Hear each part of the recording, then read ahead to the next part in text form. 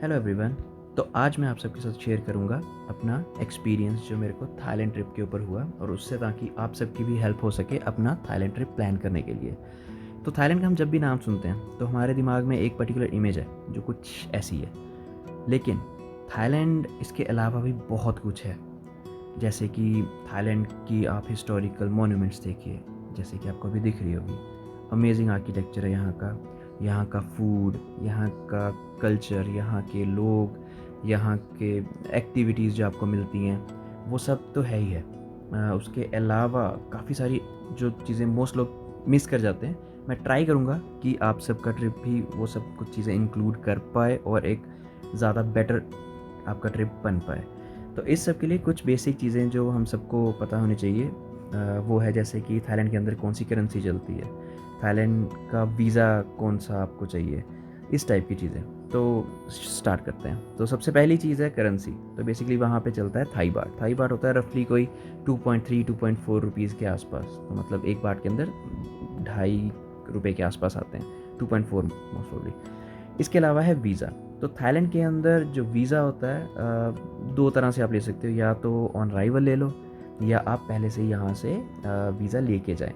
तो कुछ लोगों को होता है कि जैसे स्टिकर चाहिए होता है उनको उनके पासपोर्ट पे, तो वो आपको फिर यहीं से लगवा के जाना पड़ेगा। वहाँ पर जाके आपको वीज़ा ऑन अराइवल ही लेना पड़ेगा। तो और इसके अलावा सबसे इम्पोर्टेंट चीज़, फर्स्ट चीज़ जो आपकी होती है वो होती है फ़्लाइट बुकिंग। तो फ़्लाइट बुकिंग के टाइम पे आप देख सकते हो हर एक ऑलमोस्ट सिटी से, इंडियन मेन सिटीज़ से आपकी फ़्लाइट चल रही होती है डायरेक्ट थाईलैंड की। बैंकॉक की तो एटलीस्ट चल ही रही होती है। तो उनका सबसे मेन एयरपोर्ट जो है दैट इज़ सुवर्णभूमि एयरपोर्ट। और ध्यान रखना है एक चीज़ का कि कुछ एयरपोर्ट्स के ऊपर, जो छोटे एयरपोर्ट्स हैं उनके ऊपर ये वीज़ा ऑन अराइवल शायद ना भी हो। तो एक बार चेक कर लेना, आप जिस भी एयरपोर्ट की बुक करवा रहे हो टिकट उसके ऊपर वीज़ा ऑन अराइवल है। सुवर्णभूमि एयरपोर्ट पे है जो मेन बैंकॉक का एयरपोर्ट है।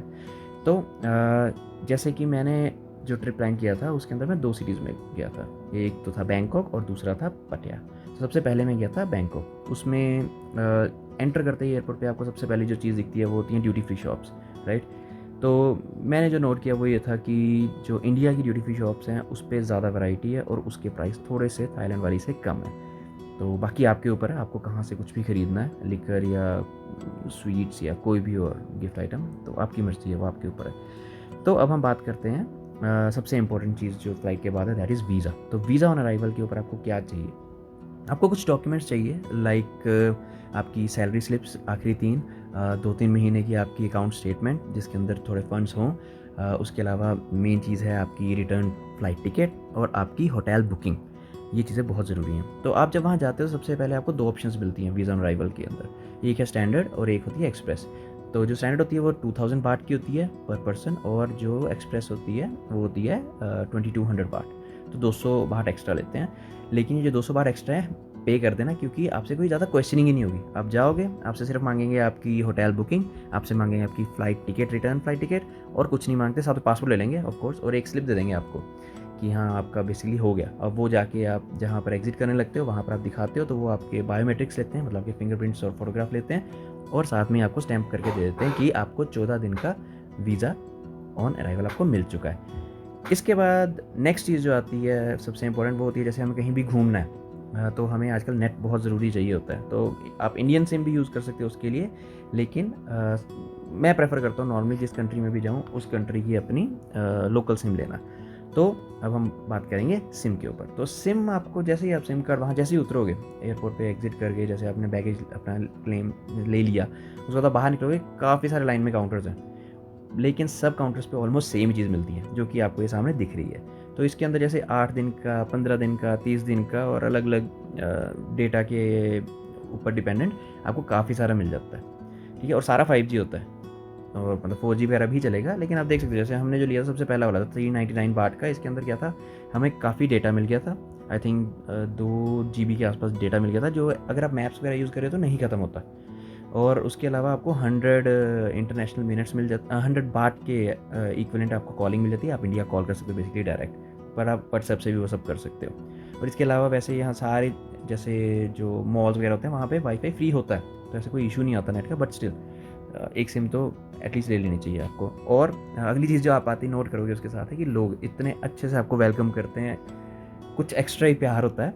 तो बट बहुत ही अच्छे लोग हैं यहाँ के। तो चलो अगली चीज़ आती है, इसके बाद हमें एयरपोर्ट से बाहर निकलना है, अपने होटल तक जाना है, ठीक है। तो उसके लिए आता है एयरपोर्ट ट्रांसपोर्ट। तो उसमें क्या है, आपके पास 2-3 ऑप्शंस हैं, जो कि है या तो अपनी कैब कर लीजिए आप, या फिर आप लोकल बस ले लीजिए, या फिर आप लोकल जो मेट्रो या जो वहाँ पे ट्रेन चलती है लोकल, वो सारी आप ले सकते हो, ठीक है। लेकिन हम क्योंकि 4 एडल्ट्स और 1 बच्चा था, तो हमारे मतलब काफ़ी लोग थे, तो हमने एक कैब कर ली बुक। रीज़न बीइंग कि वो फिर बराबर ही पड़ जाता है रेट। अदरवाइज़ अकेले आप करोगे तो ऑफ कोर्स आपको कैब महंगी पड़ेगी, टैक्सी महंगी पड़ेगी। लेकिन अगर आप ग्रुप में हो तो आपको कैब कर लेना भी ठीक है। उसके लिए करना क्या होता है, जैसे आप बाहर निकलते हो अराइवल में, तो नीचे फर्स्ट फ्लोर की तरफ जाना है, क्योंकि अराइवल जो है वो सेकंड फ्लोर पे है। तो फर्स्ट फ्लोर पे जाना है नीचे को आपको। वहाँ पे आपको उतरते ही लेफ्ट हैंड साइड पे आपका जो कैब बुकिंग काउंटर है, जो आपको ये दिख रहा होगा सामने, इस तरफ आपका कैब बुकिंग काउंटर है, ठीक है। तो आप वहाँ जाएंगे, बाहर मशीन्स लगी होती हैं, जो कि मैं आगे दिखा दूंगा। तो वहाँ मशीन्स लगी होती हैं, उसमें आप क्यू में लगिए, अपनी टर्न की वेट कीजिए। ये जो मशीन है ऐसे होती है कुछ, तो अपनी वहाँ पर एक आपको स्लिप मिल जाएगी बेसिकली, और वहाँ पर आपको स्लिप मिल जाएगी, आपको स्लॉट मिल जाएगा जहाँ जाना है। आप वहाँ पर जाके वेट करिए, आपकी कैब वाला आएगा, आप उससे बात करें, आप उसको बताएं आपको कहाँ जाना है, तो उसके हिसाब से वो आपको चार्ज कर लेगा। तो वहाँ पर आप कम ज़्यादा कर सकते हो उससे। और जैसे हमारी ये आई थी सबसे पहले कैब, इतनी बड़ी सी कैब आई। तो एनीवेज उसके बाद अगली चीज़ जो आपके दिमाग में आएगी, जो आपको करनी है वहाँ जाके, वो है कि होटल कौन से में रहें। तो मतलब बुकिंग तो पहले करके जानी है, लेकिन बेसिकली एरियाज़ कौन से अच्छे हैं, तो मैं आपको बताता हूँ। एक खाउसान रोड के आसपास पड़ता है, उस एरिया में आप ले लीजिए, क्योंकि वो सारा party area, back packers area, और थोड़ा सस्ते में सामान भी मिल जाता है, और बहुत अच्छा एरिया, और वहाँ पर आप एक लेना। और दूसरा अगर आपको लेना होगा तो वो होता है आपका सुखुमवित एरिया। वो थोड़ा हाई एंड एरिया है, बट एनीवे हमने इन दोनों जगह पे ले लिया था। तो ये जो आपको होटल दिख रहा है, ये हमारा फर्स्ट होटल था। ये था आपका 4 मंकीज़ होटल। बहुत सस्ते होटल हैं, बहुत अच्छे होटल, 4 स्टार 3 स्टार आपको होटल 2200-2300 रुपये में मिल जाएंगे। चलिए ये सब हो गया। अब इसके बाद है जी बैंकॉक में कौन सी जगह घूमने वाली। तो सबसे पहले जैसे मेन चीज़ें मैं आपको बताता हूँ, उसके अलावा भी काफ़ी हैं, बट मेन जैसे था सबसे पहले जैसे बैंकॉक का नेशनल म्यूजियम, लेकिन उसमें इशू क्या है, मंडे ट्यूसडे को बंद होता है, तो ये ध्यान रखना। उसके अलावा खाओसान, जहाँ पे हमारा होटल था, उसके साथ ही खाओसान रोड है, सबसे फेमस शायद पूरे साउथ ईस्ट एशिया की वो रोड है, मतलब स्ट्रीट है एक तरह से, रफली 600-700 मीटर की है, पूरे में पार्टी वाला है। उसके बाद आप जाइए चाओ फ्राई रिवर है, उसके ऊपर आप जो क्रूज़ है वो बुक कीजिए, वो आपको काफ़ी जगह ले जाता है। जैसे कि ये है वाटरन मीन्स सन गॉड को डेडिकेटेड टेम्पल बेसिकली, क्योंकि इंडियन इन्फ्लुएंस इतना ज़्यादा है वहाँ पे, आपको ये चीज़ें बहुत दिखेंगी आगे वीडियो में भी। तो ये बहुत अमेजिंग आर्किटेक्चर आप देख सकते हो। अगर आपको इस टाइप की चीज़ें नहीं पसंद, लाइक हिस्टोरिकल नहीं पसंद, और आपको ज़्यादा वो मॉल टाइप पसंद है, तो वहाँ मॉल्स की भी कोई कमी नहीं है। जैसे आप ये देख सकते हो, ये वहाँ का बेस्ट मॉल है, आइकॉन सियाम। तो इसके अंदर इतनी बड़ी फूड कोर्ट है, 4th फ्लोर के ऊपर मैसेराटी, रोल्स रॉयस के शोरूम तक हैं। तो आप हिसाब लगा सकते हो कि कितना बढ़िया शोरूम है, मतलब मॉल है। इसके अलावा आप देख सकते हो, अगर आप बाहर आओगे और, तो एक है आपका एशियाटिक, जैसे ये फेरिस व्हील है, जैसा वो लंदन आई है उस टाइप का आपको ये मिलता है। और एक चीज़ ज़रूर ट्राई करना, टुक टुक राइड। जैसे आपको दिख रहा होगा यहाँ, मतलब इंडिया के जैसे ऑटो होते हैं वैसे ही होता है टुक टुक राइड, बट काफ़ी ज़्यादा लाइटें और म्यूज़िक के साथ, और बहुत ही बुरी ड्राइविंग के साथ। लेकिन एक बार एक्सपीरियंस तो ज़रूर लेना। उसके बाद आते हैं जी, हमारा है अगला चीज़ जो बहुत बहुत ही सुंदर था, वो था यहाँ का ग्रैंड पैलेस। इतना बड़ा था, और इसके अंदर ही टेम्पल ऑफ एमराल्ड बुद्धा था, और इसके अंदर ही आपको एक और चीज़ प्रोवाइड की जाती है, वो है एक कल्चरल शो की एंट्री। बेसिकली वहीं से बस चलती है, आपको कुछ नहीं करना, आपको बस अपनी टिकट दिखानी है और उस बस में बैठ जाना, वो आपको सीधे थिएटर तक ले जाएंगे। और थिएटर में जब आपको ले जाएंगे, वहाँ जाके आपको शो देखना है, जो कि कुछ इस टाइप का होगा। रफली 30 मिनट्स के आसपास का शो होता है, जिसके अंदर फर्स्ट पार्ट जो है कल्चरल, वहाँ का कल्चर क्या था, हिस्ट्री क्या थी, रफली वो बताते हैं कौन कौन से लोग थे, ये वो। और उसके बाद सेकंड पार्ट हमारे टाइम तो बहुत इंटरेस्टिंग था, Hanuman the white monkey. So second part उस पर था। तो आपको मैंने पहले बताया, जैसे इंडियन इन्फ्लुएंस, हिंदू इन्फ्लुएंस बहुत है वहाँ पे, तो रामायण के ऊपर शो हमें दिखाया गया वहाँ, और ये हमारी बात नहीं है, मतलब सबको ही दिखा रहे थे। तो बेसिकली आपको काफ़ी इन्फ्लुएंस दिखेगा वहाँ पर जाके, ठीक है। इसके बाद अगली चीज़ जो हमने की थी, वो थी, हमने किया था सफारी पार्क बुक। उससे पहले एक और चीज़, ये रिक्लाइनिंग बुद्धा, ये भी एक 40 मीटर लेंथ के मेटल के रिक्लाइनिंग बुद्धा, बहुत फेमस है वहाँ के। हाँ, अब वापस आते हैं सफारी पार्क पे। तो हमने एक बुक की सफारी पार्क की टिकट, जो कि अराउंड 1000 बाट पर हेड थी। जो ड्राइवर भी, हम कैब लेके गए थे, तो उसके चार्ज नहीं लगते, मतलब उसका फ्री होता है, हमारे लगेंगे। तो उसके अंदर आप बहुत पास से लायन, टाइगर, बहुत सारे जानवर आप देख सकते हो, ऐसे बिल्कुल आपकी कार के बाहर। प्लस इसके अंदर ही डॉल्फिन शो भी होता है, और जैसे कि आप देख सकते हो, बहुत ही अच्छा एक्सपीरियंस, अमेजिंग, जो आपने मतलब सिंगापुर वगैरह की देखी होगी, पर यहाँ पे भी है।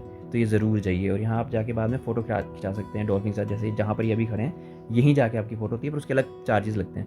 प्लस ओरेंगुटैन के साथ भी आप खिंचा सकते हैं, हमने उसकी वीडियो मैंने अलग चढ़ाई हुई है, देख लेना।